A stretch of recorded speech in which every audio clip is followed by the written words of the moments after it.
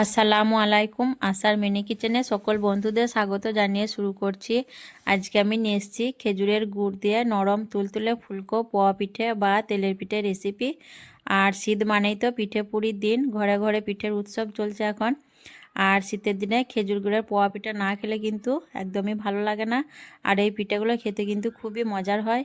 তো চলুন পোয়া পিঠের রেসিপি দেখে নেওয়া যাক।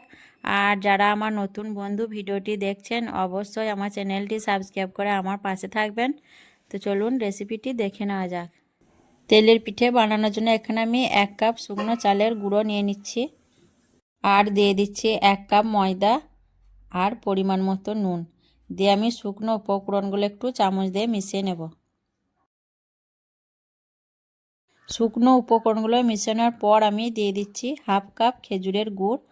আর মিষ্টিটা আপনারা যে যেমন পছন্দ করেন সেরকম দিবেন। আমি কিন্তু খুব বেশি মিষ্টি দিচ্ছি না, হালকা মিষ্টি দেব। দিয়ে গুড়টা আমি আটার সঙ্গে খুব ভালো করে একটু মিশিয়ে নেব।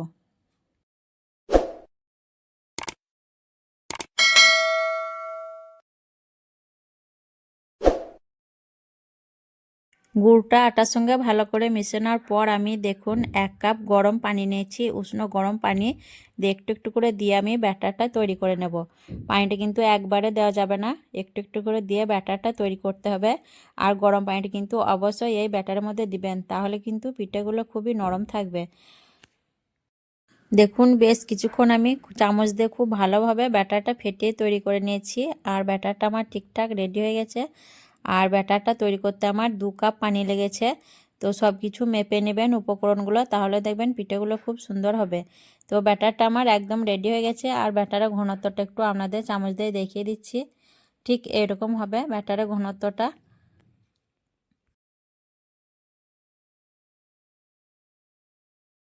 এখন আমি ঢেকে দিয়ে 20 মিনিটের মতো রেস্টে রেখে দেবো। 20 মিনিট রেস্টে রেখে দেওয়ার পর আমি ফিরে এলাম। আর ব্যাটারটা একবার আমি চামচ দিয়ে ফেটিয়ে নেব। তো ব্যাটারটা ঠিকঠাকভাবে রেডি হয়ে গেছে। এখন আমি পিঠেগুলো ভেজে নেব। তেলটা ভালো করে গরম করে নেওয়ার পর আমি একটা ছোট বাটির সাহায্যে কিছুটা ব্যাটার গরম তেলের মধ্যে দিয়ে দিলাম। দিয়ে কিছুক্ষণ অপেক্ষা করব। তারপর দেখুন আস্তে আস্তে পিঠেগুলো আপনা আপনি ফুলে যাবে। পিঠেগুলো দেওয়ার পর কিন্তু নাড়াচাড়া করার কোনো দরকার নেই। কিছুক্ষণ পরে দেখুন আস্তে আস্তে পিঠেটা ফুলে উঠছে।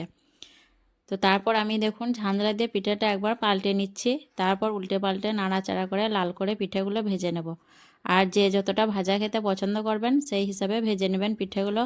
আর গুড়ের পিঠে কিছুক্ষণের মধ্যে কিন্তু কালার চলে আসবে। তো এইভাবেই পিঠেগুলো ভাজবো। একটা পিঠে আমার ভাজা হয়ে গেছে। এখন আমি তেলটা খুব ভালো করে ঝরিয়ে পিঠেটা তুলে নেব। আবারও আমি একইভাবে গরম তেলের মধ্যে ব্যাটারটা দিয়ে দিচ্ছি। আর কিছুক্ষণ অপেক্ষা করার পর দেখুন পিঠেটা আপনা আপনি ফুলে উঠছে। আর প্রত্যেকটা পিঠে কিন্তু খুব সুন্দরভাবে ফুলে যাবে। আর পিঠেগুলো আমি এক পিঠ ফুলে যাওয়ার পর একটু উল্টে পাল্টে নেড়েচেড়ে লাল করে ভেজে নেব। আর প্রত্যেকবার পিঠে দেওয়ার আগে কিন্তু তেলটা খুব ভালো করে গরম করে নিতে হবে, তাহলে পিঠেগুলো খুব সুন্দরভাবে ফুলে উঠবে। তো একইভাবে আমি বাকি পিঠেগুলোও ভেজে নেব। তো তেলের পিঠা ফুলকো এবং নরম করতে চাইলে অবশ্যই ব্যাটারের মধ্যে গরম কুসুম পানি দিবেন। আর ব্যাটারটা রেস্টে রেখে দেবেন 20-25 মিনিটের মতো। এবং পিঠেগুলো যখন ভাজবেন অবশ্যই খুব ভালো করে তেলটা গরম করে নেবেন। তারপর পিঠেগুলো একে একে ভেজে নেবেন, তাহলে দেখবেন খুব সুন্দরভাবে পিঠেগুলো তৈরি হয়ে যাবে। পিঠেগুলো দেখুন প্রত্যেকটা পিঠে কিন্তু ফুলকো আর নরম তুলতুলে হয়েছে। পিঠেগুলো আমি ভেঙে দেখিয়ে দিচ্ছি। দেখুন পিঠের ভিতরগুলো খুব সুন্দর জালি হয়েছে এবং নরম তুলতুলে হয়েছে। আর খেতেও অনেক মজার হয়েছে পিঠেগুলো। তো এইভাবে আপনারাও অবশ্যই একবার খেজুর গুড়ের পোয়া পিঠে বা তেলের পিঠে বানিয়ে খাবেন, দেখবেন খুবই মজার হয় এই পিঠেগুলো খেতে। আর আজকের খেজুর গুড়ের পোয়া পিঠে বা তেলের পিঠে রেসিপি কেমন লেগেছে অবশ্যই কমেন্টে জানাবেন। ভালো লাগলে লাইক করবেন, শেয়ার করবেন। আর আমার চ্যানেলটি সাবস্ক্রাইব করে আমার পাশে থাকবেন। আসবো আবারও অন্য কোনো রেসিপি নিয়ে। সকলে ভালো থাকবেন, সুস্থ থাকবেন। আল্লাহ হাফেজ।